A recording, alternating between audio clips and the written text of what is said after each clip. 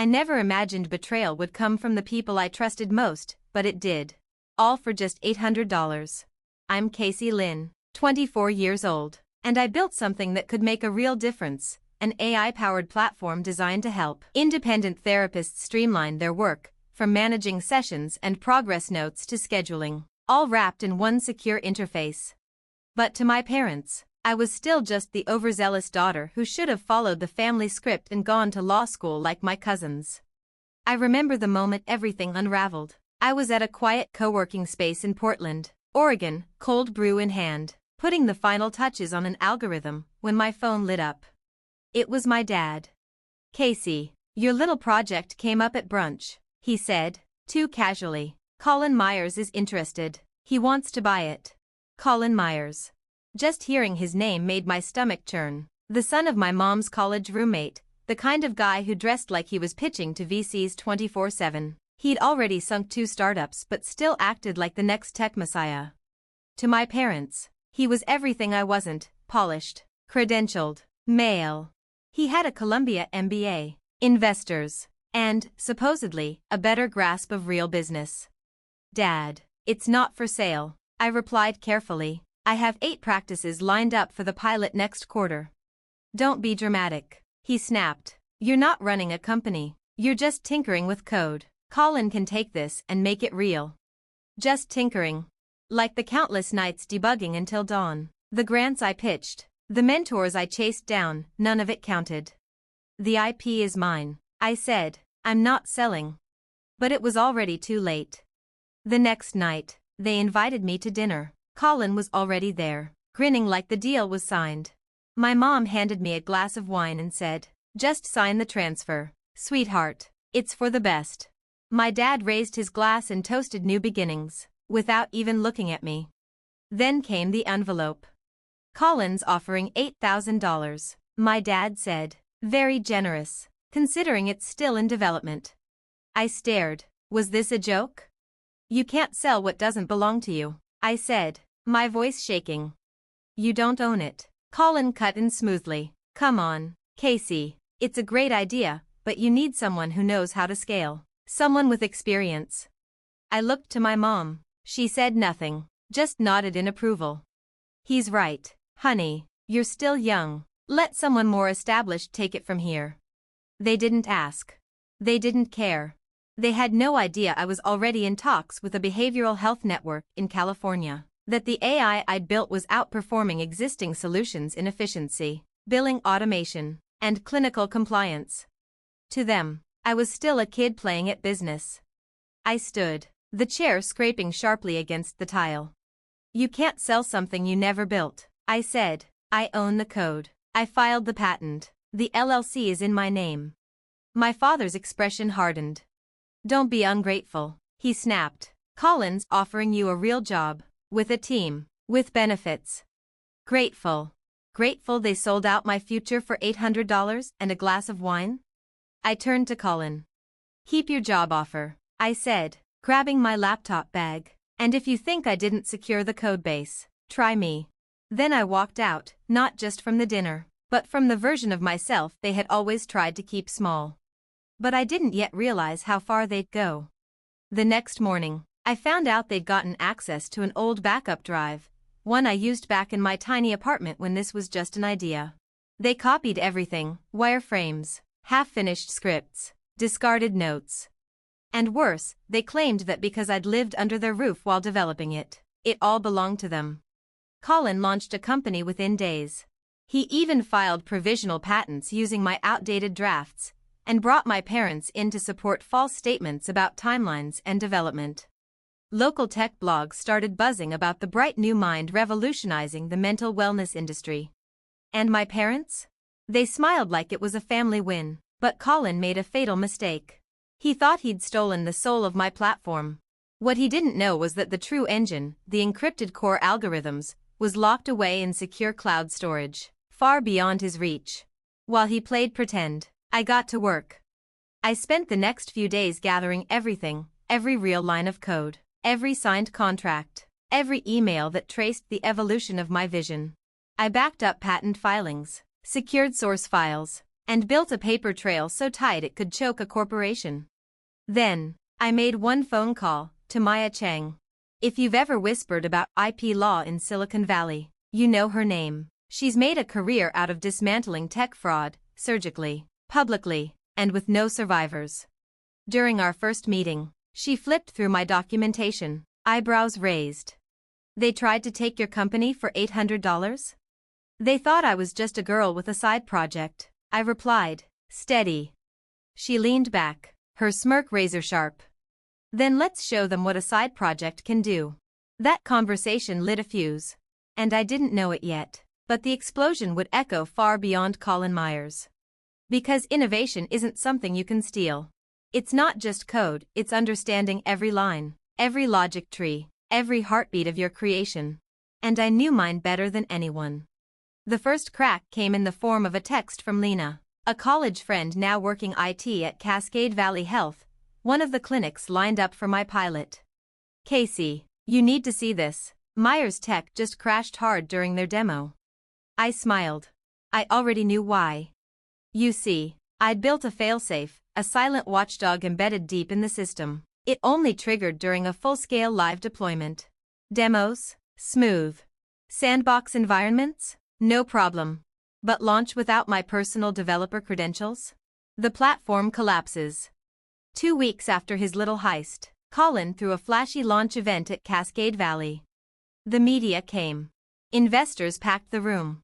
My parents beamed from the front row like royalty. And me? I was there too, back row. Sunglasses on, black blazer, silent. Colin swaggered onto the stage like he'd invented the thing. Today, he proclaimed, Myers Tech redefines digital mental health. Then the screen flickered. Red warnings flashed. Interfaces froze. Error messages cascaded down the monitors. Primary authentication key missing. Developer ID required. Casey Lynn. Colin's smile faltered. He scrambled, restarted, typed frantically. Each attempt made it worse. Unauthorized access detected. Please contact Casey Lynn. The room shifted. Investors whispered. Clinic staff stiffened. My parents' faces twisted from pride to confusion. And Colin? He stood center stage, unraveling in real time, realizing too late. He was never the genius. Just a thief who didn't even understand what he'd stolen. I stood up slowly.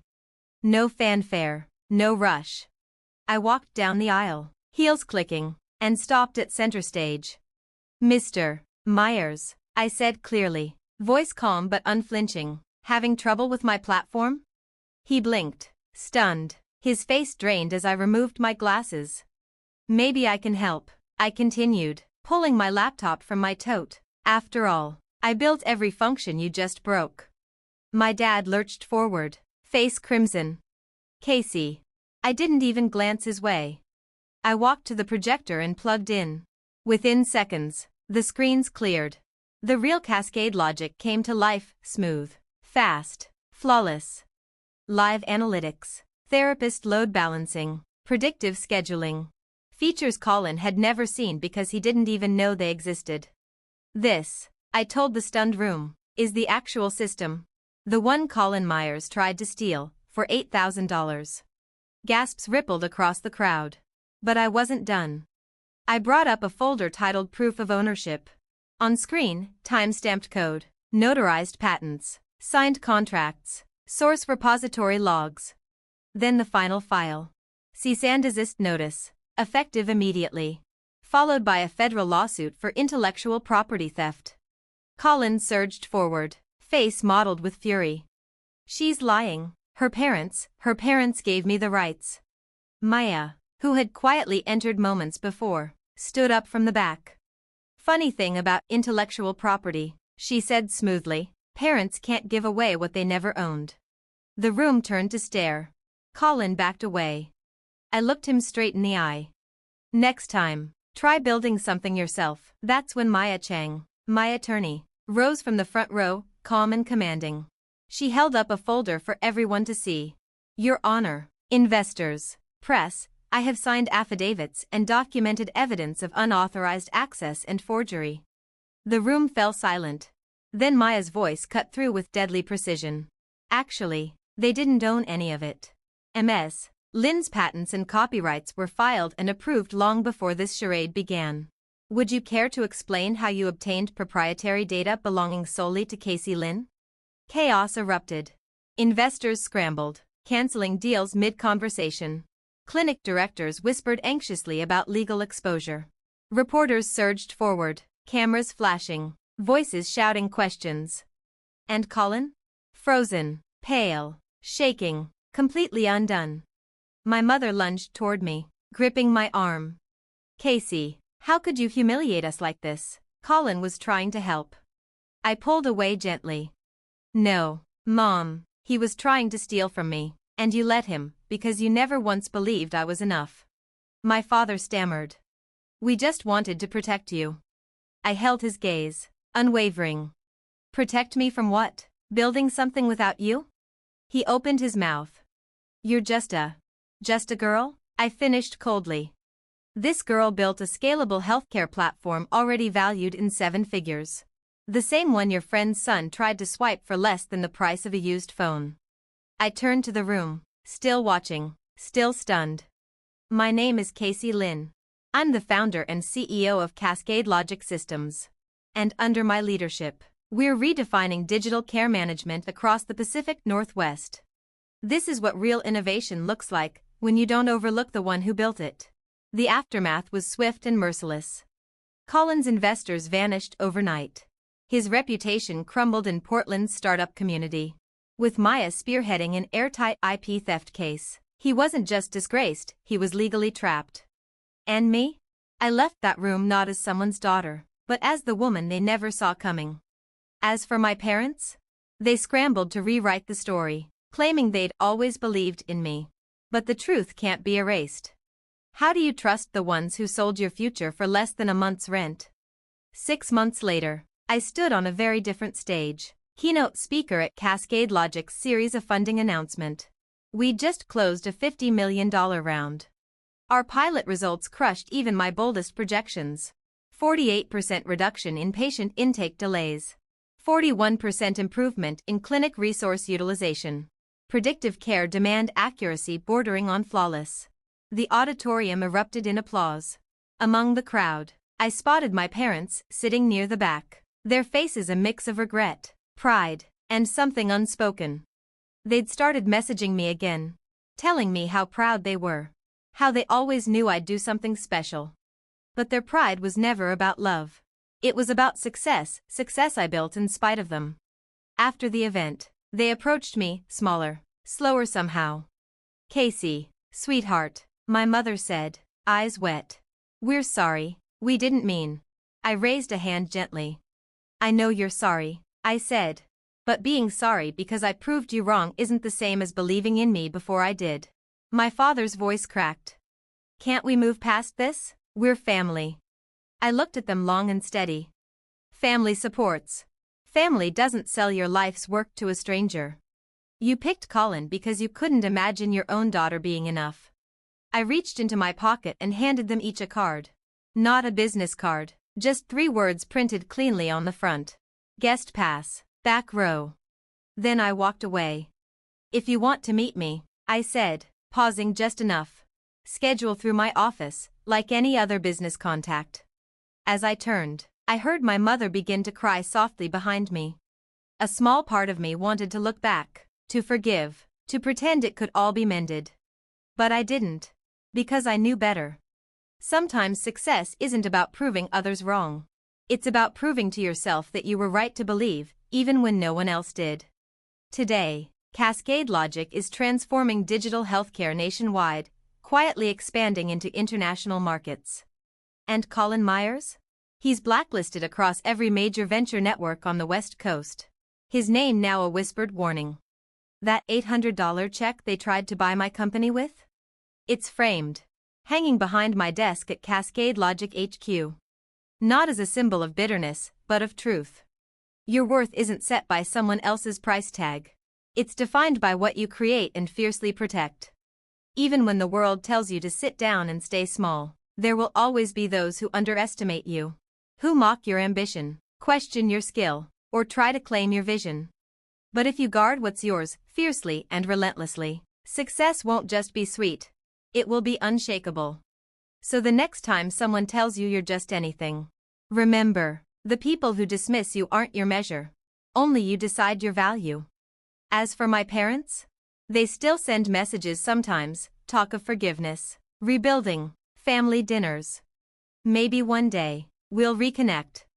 But if we do, it won't be on their terms. It'll be on mine. Always mine. Not as the overlooked daughter they once dismissed, but as the woman who proved them all wrong.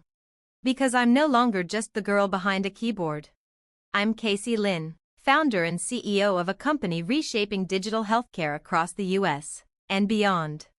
And no one, not Colin, not my parents, not anyone, will ever take that from me again.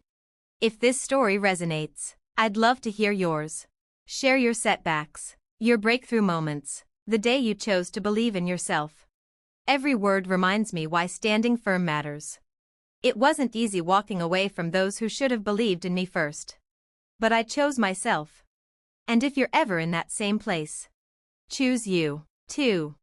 Trust your vision, protect your work, and never let anyone, even family, tell you what you're worth. You're not just anything. You are powerful. You are capable. You are enough. And I'm rooting for you, the same way I finally learned to root for me.